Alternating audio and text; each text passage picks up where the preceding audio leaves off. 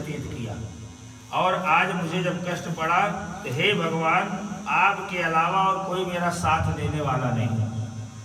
माने अब आप हमको अब की बार फिर से हमारे इस कष्ट को दूर कर दीजिए। मैं वापस जब इस पृथ्वी में आऊँगा तो आपके अलावा और मैं किसी का भजन नहीं करूँगा, और ऐसा शरण दीजिए, ऐसी शरण प्राप्त करूँ कि मेरा इस संसार में आवागमन बंद हो जाए, मैं इस संसार में दोबारा पैदा न हो। मैं गर्भ से बाहर कभी नहीं जाना चाहता हूँ, क्योंकि वहाँ जाने पर पाप कर्मों से दुर्गति हो जाएगी, इसलिए बड़े दुख में पड़ा हूँ।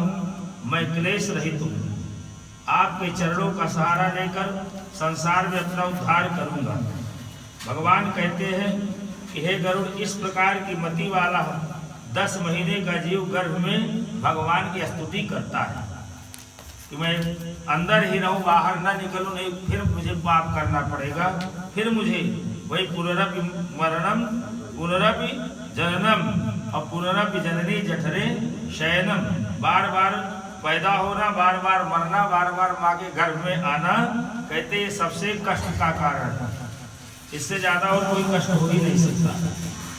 कहते उस वायु के एकाकी फेंका हुआ वह दुखी प्राणी नीचे की सिर किए हुए बड़े कष्ट से बाहर निकलता है, जिससे श्वास लेना भूल जाता है और उसकी स्मृति जो पूर्व का ज्ञान है वो नष्ट हो जाता है।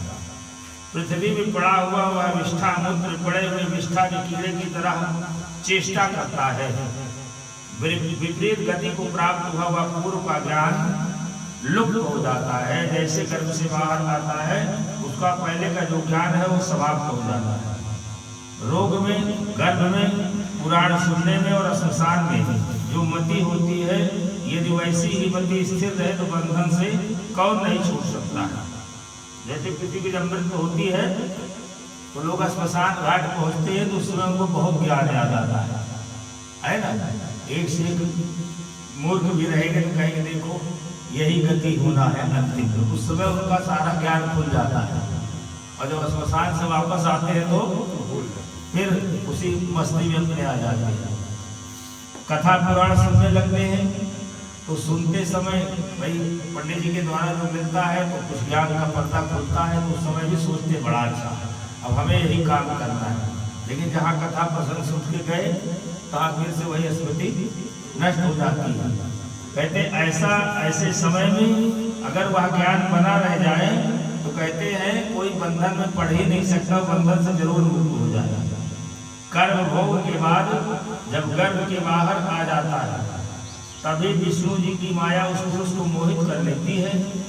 तब माया से मोहित हुआ विवश होकर कुछ बोल नहीं पाता है, पराधीन होने से बालक बने के दुख को भोगता है। भाई बालक जब हो जाता है तो बालक दूसरे के अधीन ही तो रहता है, चाहे जमीन में बैठा दो, चाहे चारपाई में बैठा दो, चाहे पालने में, पराधीन ही तो रहता है। उस समय वो दूसरे के ही आसरा में उसका पूरा बालापन चलता है।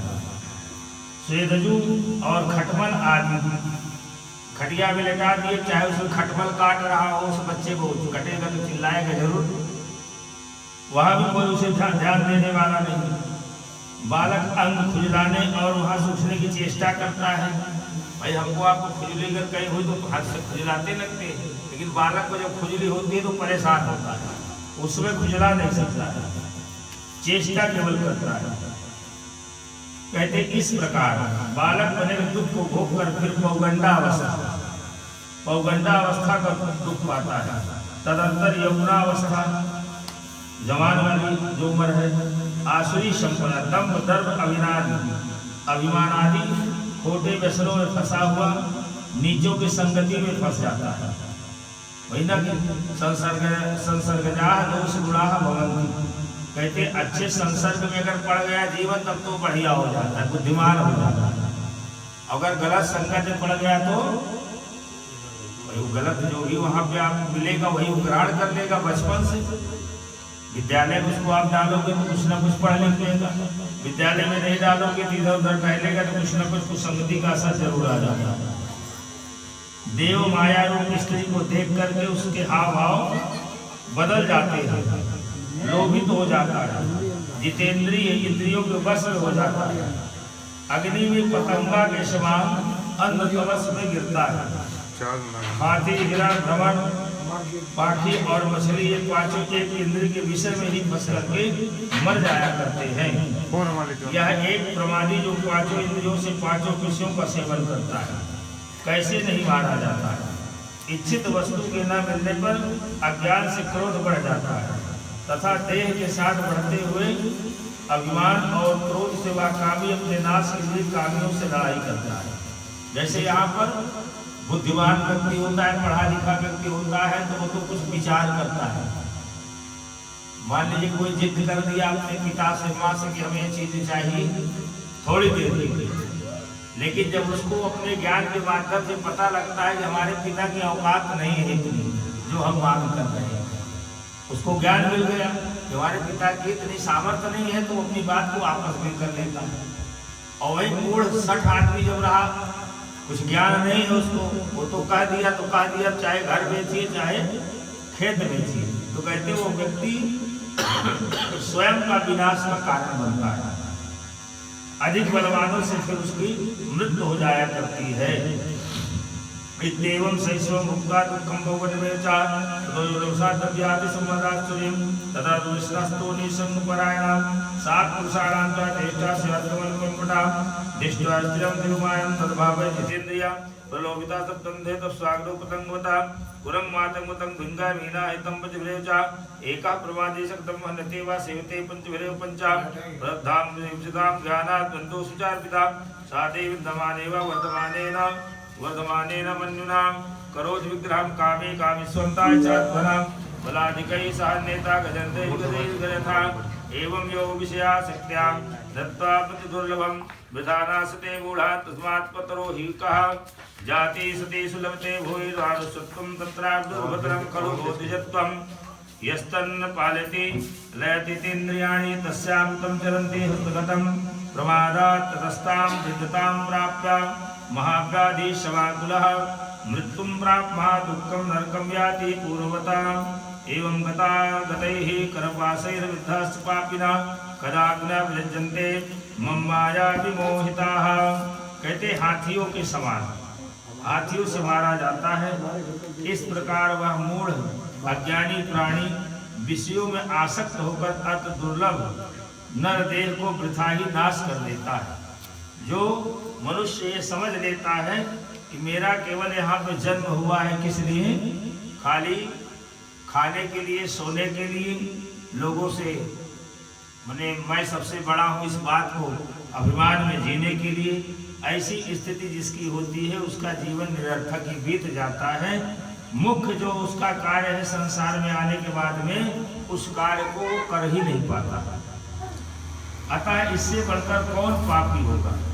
पशु आदि सैकड़ों जातियों में पृथ्वी पर मनुष्य का जन्म पाना दुर्लभ है। मनुष्यों में भी ब्राह्मण होना बड़ा दुर्लभ है।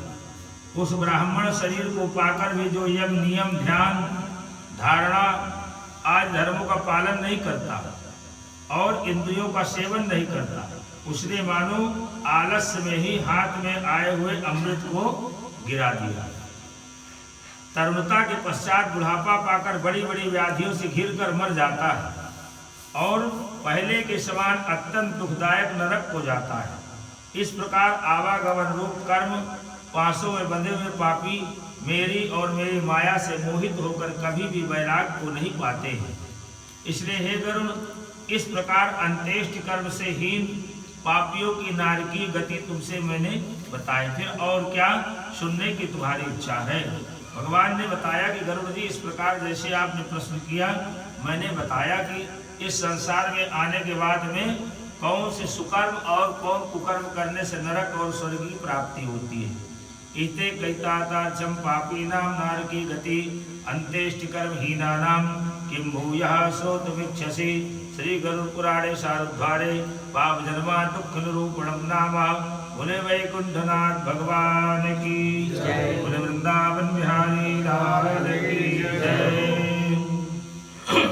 श्रीमन्नारायण नारायण नारायण, श्रीमन्नारायण नारायण नारायण, भजमन नारायण नारायण नारायण।